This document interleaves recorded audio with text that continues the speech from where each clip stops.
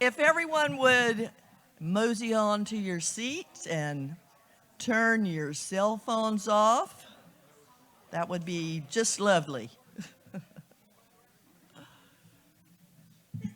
I want to welcome you here today on this beautiful Sunday morning. God does good work, doesn't he? It's just beautiful out there. How many of you have had a great time this weekend? It's been wonderful, and we've heard so many great stories, and I hope that you've been able to connect with a storyteller that maybe you didn't know before, because that often happens while you're here at camp. And then as you come back from year to year, they become that old friend that you only see at the storytelling festival. So it's a wonderful thing, and I'm so glad we have the opportunity to do it in person this year. I just wanted to say that, today we're going to lift up stories that touch our hearts. And I feel very comfortable here on Sunday morning because I'm a retired United Methodist preacher, so I'm used to standing in front of people on Sunday morning. And what I would say is that in ministry, I use stories to make a point. And I recognize that after a week, the story is the only thing that they will remember from what I've said. So we're skipping the sermon and going straight to the stories. And I've heard some of them in advance since I was part of the selection for the member showcase. And I know you're going to just hear some absolutely fabulous stories today. And we've been so delighted with our member tellers and especially our featured tellers. So great. Let's give them just a hand, just for.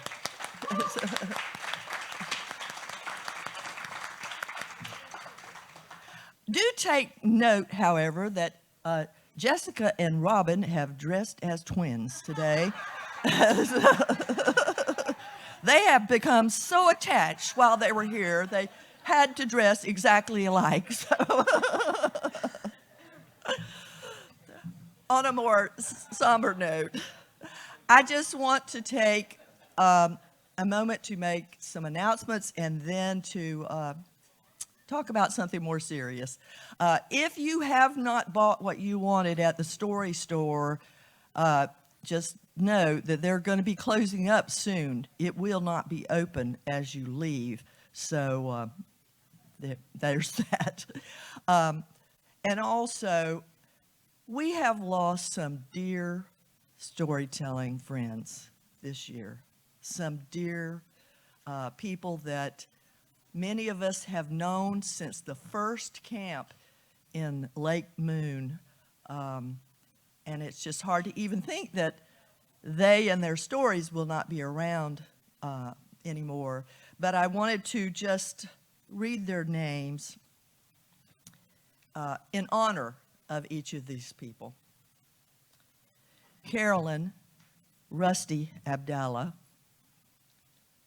Kip Barkley, James Glazer, Jim Gregory, Arlene Nibai, I'm not sure that's correct, Jerry Smith, Yvette Thomas, and I just heard yesterday Sissy Griffin has also passed. So let's just take a moment to bow our heads in silence, just in honor of those wonderful voices that are now silent.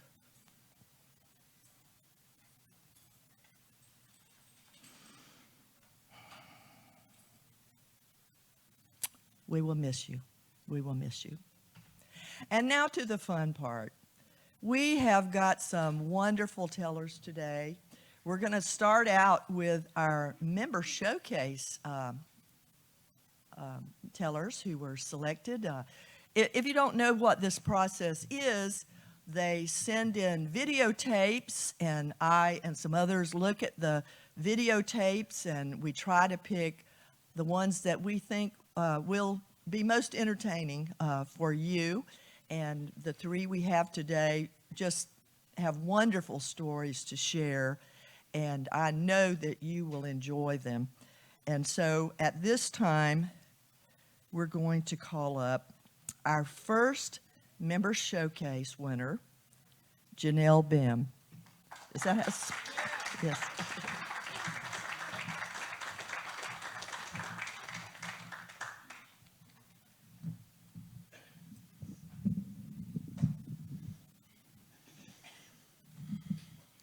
All my life, I wanted a nickname. Growing up, I was forever jealous of my older brother, Jim, whom everyone in our family called Toby. Hello? Jim is already a nickname for James. How come he gets two cool nicknames and I don't get any? I wanted a nickname so badly, I tried to give myself one. I told everyone to call me Skippy, but it didn't take. And as much as I longed for a nickname, there was one name I did not want to be called: Nellie. My name is Janelle. You can see how people could get there. But growing up, there was a woman who lived in our neighborhood. She was like 104 years old. She had those thick brown support stockings and ankles that hung over the tops of her shoes. And whenever we would ride our bicycles by her house, she would come out on her porch and shake her cane at us and scream. I did not want to be called Nellie. That was her name. Well, as the years passed and no nickname took, I kind of set that dream on the back shelf. And then in my late 20s, my heart fell in love with a man named Dennis, who had not one, not two, but 3 children from his first marriage. Greg, Patrick, and Kelly were 14, 10, and 8 when I came into their lives, and right away we had a problem. What were they going to call me? Well, they couldn't and shouldn't call me Mom. They already had a mom, a good mom, who loved them very much. I invited them to call me by my first name, Janelle. But they were uncomfortable with that because they had been raised to never call an adult by their first name. And so, for most of that first year that we knew each other, they just didn't call me anything. But that is not to say that they gave me the cold shoulder. No, quite the opposite. We had a blast together. We played games, we went on adventures, we had long talks late at night around the kitchen table. And then summer vacation came, and we were going to have the kids for 2 whole weeks. I was stoked. Now, the plan was that we would take the kids on a camping trip to southern Ohio.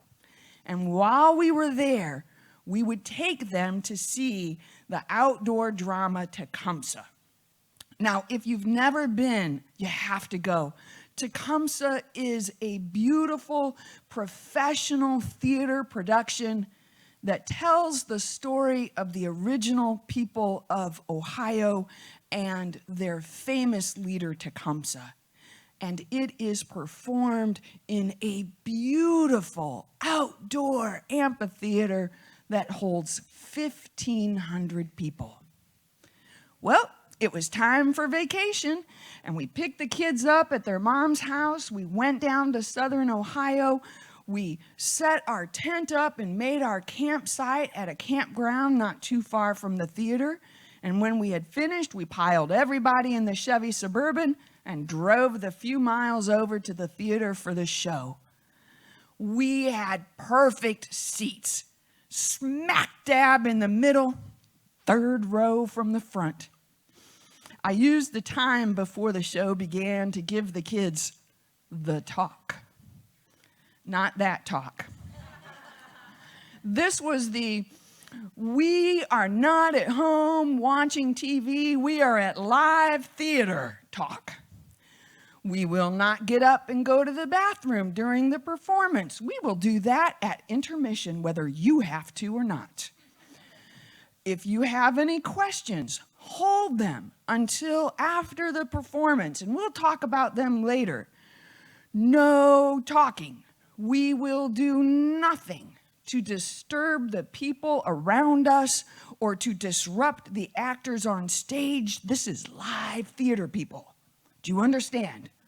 And they all shook their heads. Yes, they understood. And the play began. It was wonderful. There were live horses galloping on the stage, real cannons, black powder muskets. The kids were totally into it. Intermission came, and we all used the bathroom as planned. We returned to our seats, and the second half of the play began. By now, we were under a beautiful summer starlit night, and the play progressed towards its climax. It was the most heart-wrenching scene of the whole show. Tecumseh was on the stage by himself, and he was lamenting the loss of his people and their land and their way of life. And I was so moved. I leaned forward in my seat, and then, whack! A bug the size of a golf ball hit the side of my face. Instinct took over. I shot to my feet. Ah! Ah! Ah! My husband Dennis's arm reached over the heads of the children, grabbed the back of my shirt, and pulled me down into my seat. And the 1,400 people seated behind us got a show they were not expecting. When the play was over, the 5 of us made our way silently back to the parking lot, heads bowed, eyes down, the tension thick between us. And as we approached the car, Patrick, who was 10 years old at the time, could not take it any longer. It landed on me first. But you told us to be quiet. And so I elbowed Greg. And he motioned, flick it off. And so I flicked it off. But that was right when you leaned forward.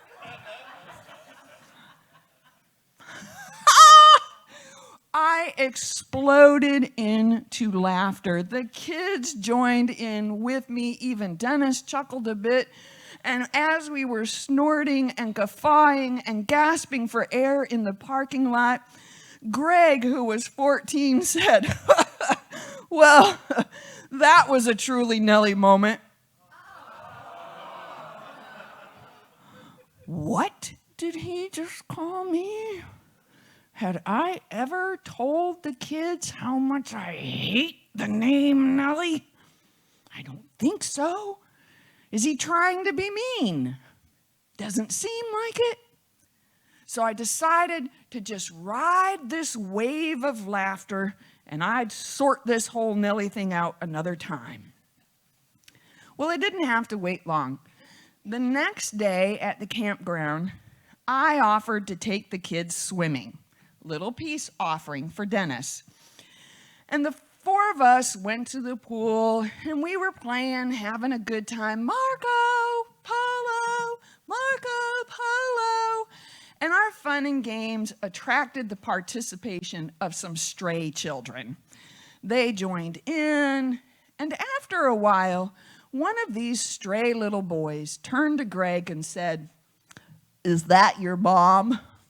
"Nope." "Is that your babysitter?" "Nope." "Who is that?" "That's our Nellie." Nellie? What's a Nellie? Patrick decided to inform this child. You know, a Nellie is that person in the family who plays games with you and makes sure everybody's having fun. And they take you on adventures. And you can talk to them if you want to talk to an adult, but maybe not your parents. Oh. Kelly, who was just 8, could not help piling on. Don't you have a Nellie? No. Well, then I feel sorry for you. And that poor little boy swam off, heartbroken at the loss of something he never knew he needed. And it came to me, Greg's words from the night before, that was a truly Nellie moment. And I understood that the 3 of them had solved the problem of what to call me. They had given me not just a nickname, but they had infused that name with a job description of the role I was to play in their life. And suddenly, in that swimming pool, the name I never, ever, ever wanted to be called became the sweetest name I've ever heard. Thank you.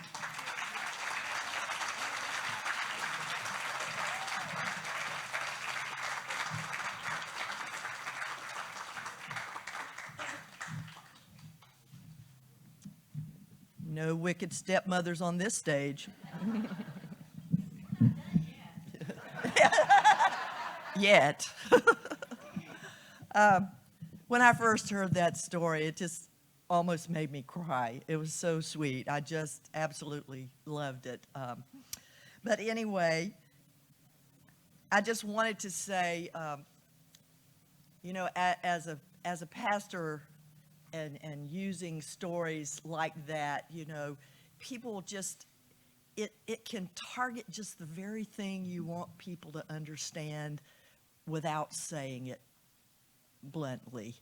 I will say, I found that the Mother's Day music in our church was totally inadequate. So I had to write new words to a Mother's Day song, which included all the Nellies and mentors and other people that love children, because sometimes we forget about them and they're so important. At this time, let us welcome Andy Russell. Come on, Andy.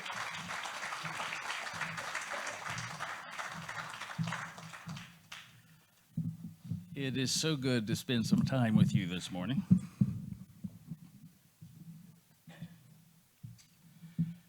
Go tell Aunt Rhody, go tell Aunt Rhody, go tell Aunt Rhody, the old gray goose is dead.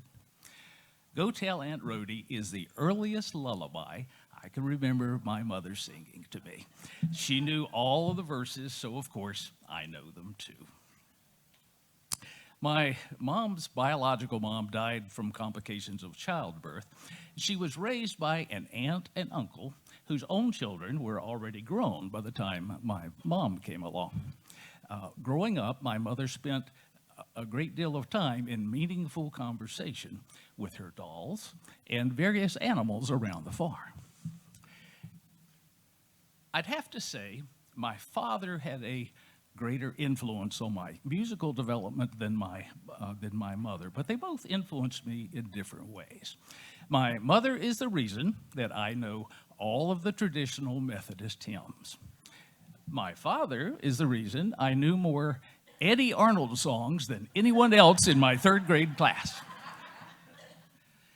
My mom developed something of a 6th sense that gave her it was part empathy, part imagination, but it gave her the ability to connect with people really quickly, and especially with children. If ever anyone was intended to become a school teacher, I believe it was my mom. She worked in elementary ed for 31 years, first in the regular classroom, but then moved quickly to working with children with learning disabilities, and later the emotionally handicapped class. My mother's hymn singing was part of the soundtrack of our lives growing up. Sometimes she accompanied herself on piano, other times she just let it rip. You could often tell what mood my mother was in by what hymn she was singing. Now, on the happiness end of that scale, way up at the tippy top, was this gem. I've got that joy, joy, joy, joy down in my heart. Where? Down in my heart. Where? Down in my heart. I've got the joy, joy, joy, joy down in my heart to stay. And at the opposite end of that scale, well, there were several hymns that could work down there.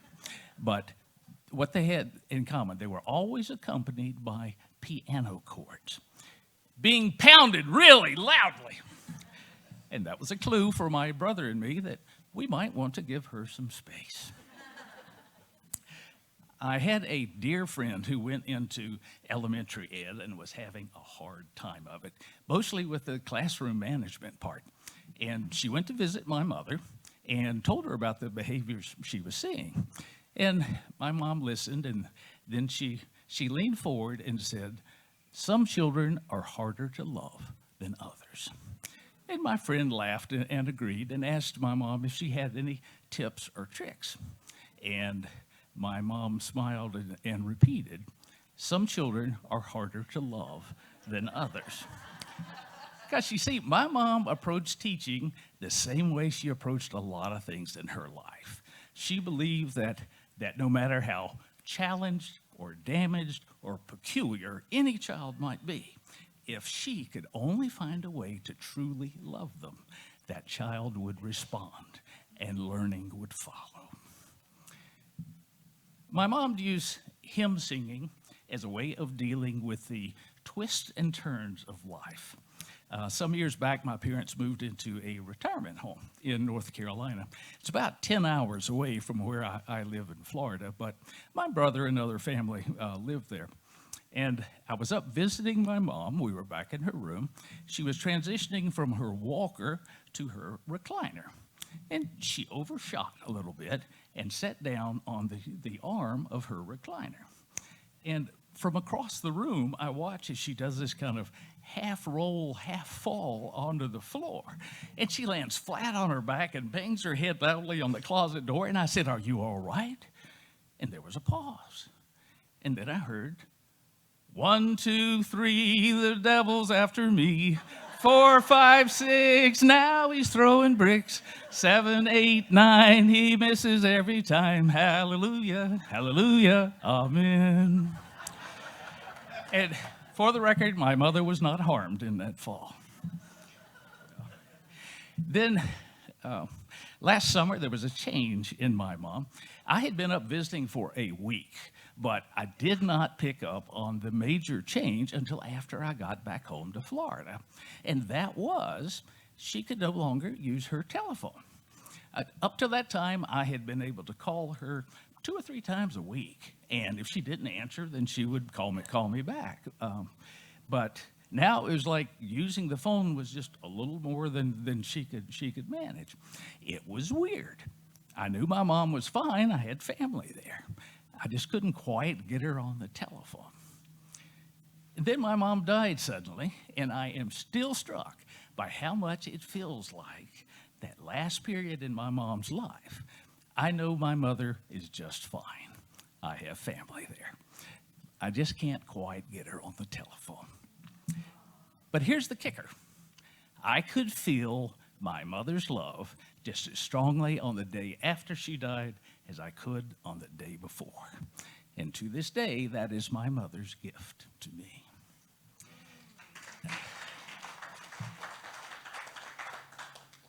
The last time that I saw my mother was on a Sunday morning, very much like this one. I usually save Sundays for my long trip back to Florida, so we'd all said our goodbyes the night before. But I got out a little bit early that morning. And I thought, well, I will stop by and surprise her, and we'll visit a few minutes, and then I'll head on down to Florida. And she was glad to see me, and we did visit a few minutes. But then she said, I was just getting ready to have a little quiet time with the Lord. And I'm like, well, far be it for me to stand in the way of that, you know. So, but as I got up to leave, she said, you'd better close the door behind you on your way out. I might start singing anytime. Someday I'm going to write a song called Better Close the Door, Boys. Mama might be going to sing. Well, Ma, I hope you have been getting in just an awful lot of singing in these last few months. I hope you have kicked the door to that place wide open and you're singing just as loudly as you want to. If you will, throw in a couple of verses of Go Tell Aunt Rhody for me. My ears won't hear it, but my heart still hears you just fine. Thank you.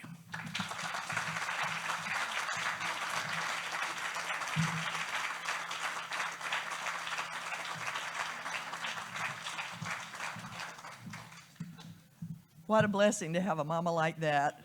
Sounds like she was a hoot.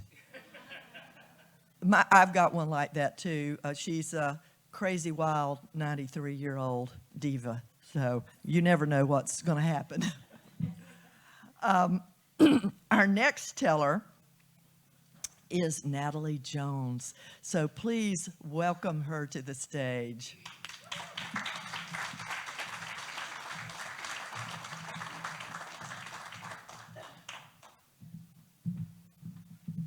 Okay. Good morning. So glad to see everybody here today. It's been such a wonderful weekend. I'm delighted to be on the stage for you. It was almost Christmas, and Davis was coming home. You see, it was his first semester at Brevard College up in the mountains of North Carolina. His major, Wilderness Leadership Experiential Education. Well, his classes were things like mountain biking, whitewater kayaking, wilderness first responder.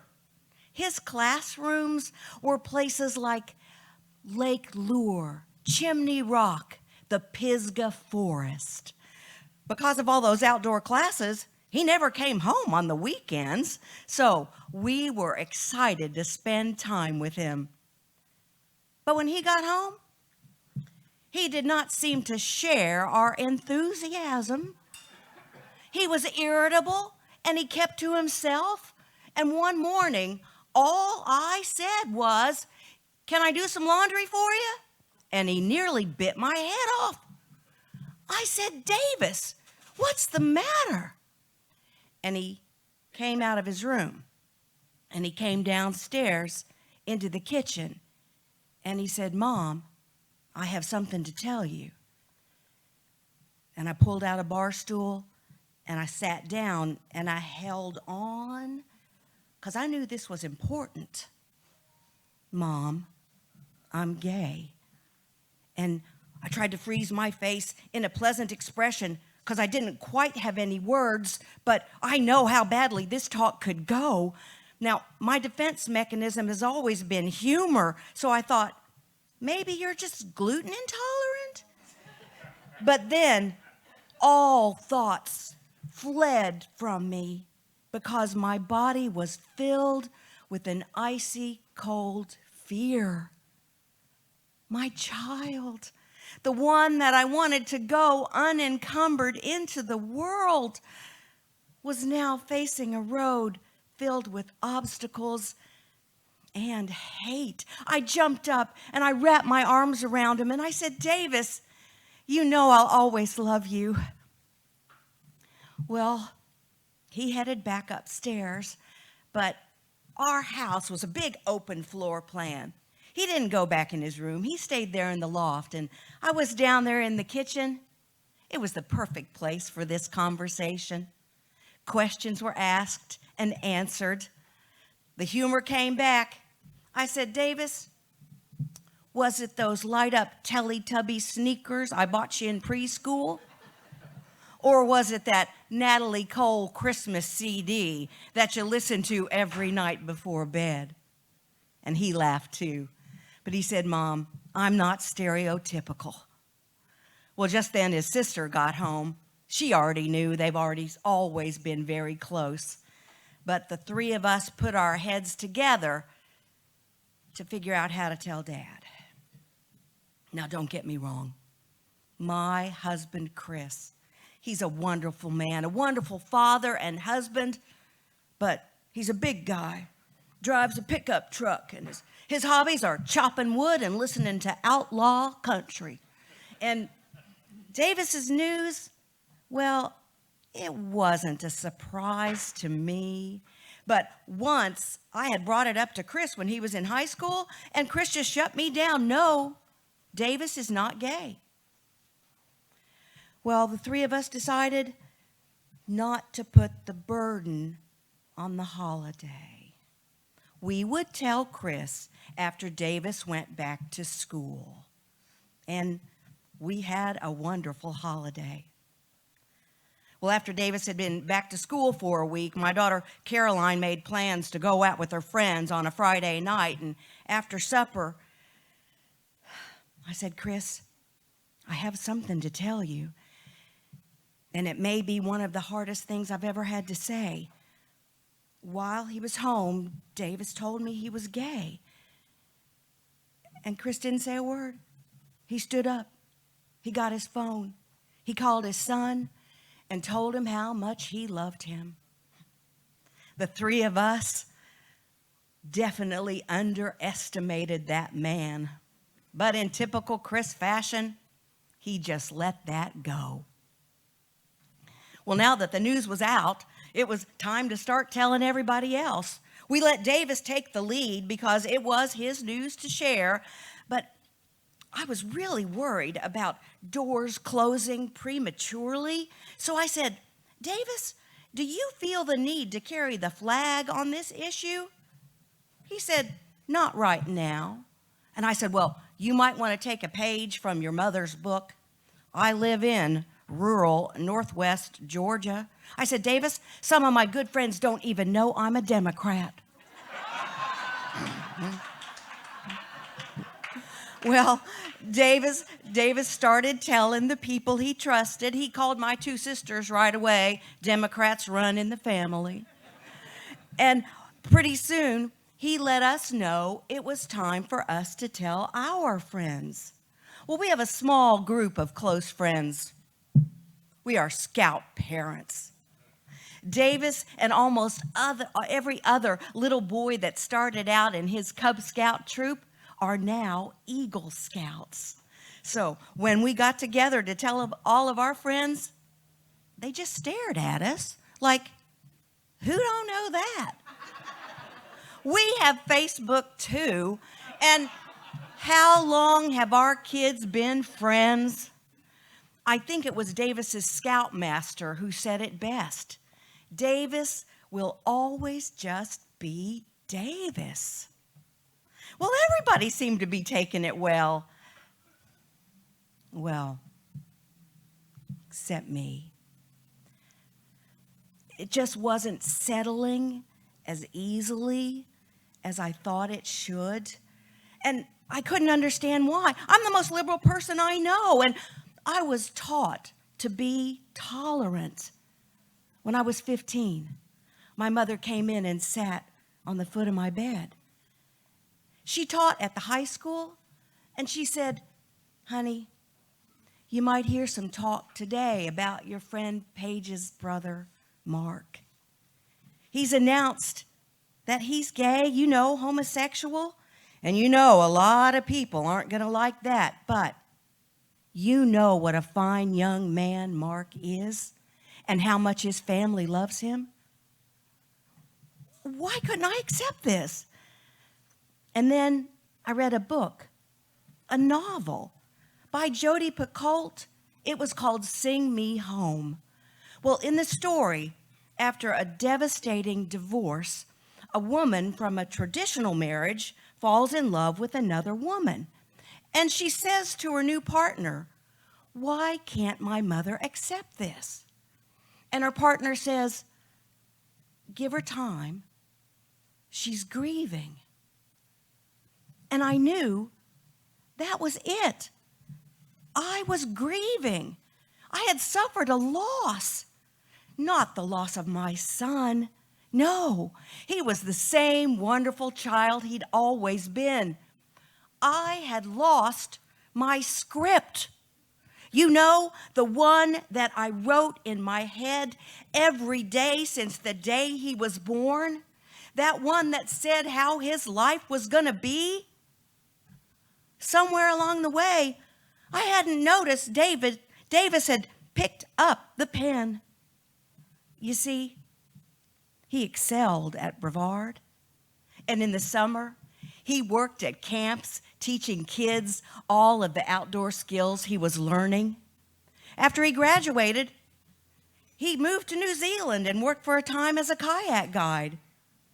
When he came home, he moved in with the young man he had met in college, and we have grown to love Aaron.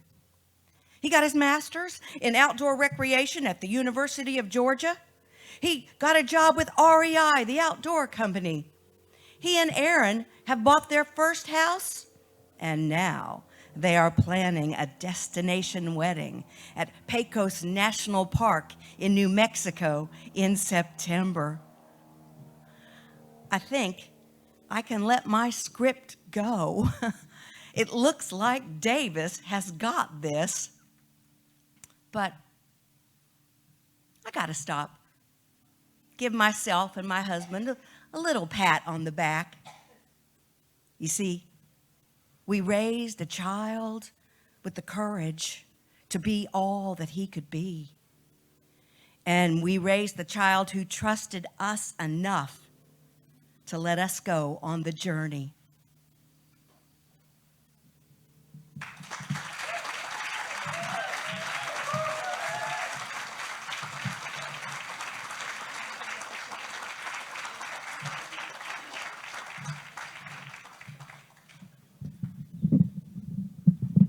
The beauty of stories is that it not only opens our eyes, but opens our hearts to worlds that we have not lived ourselves. And what a beautiful story that was. We just love that so much. At this time, because I know how it is in the morning after we've had 3 cups of coffee, I'm going to give you like a 5-minute opportunity to either run to the bathroom or stand up a few minutes, and then we will start with our featured tellers. Let's give all our member tellers a hand.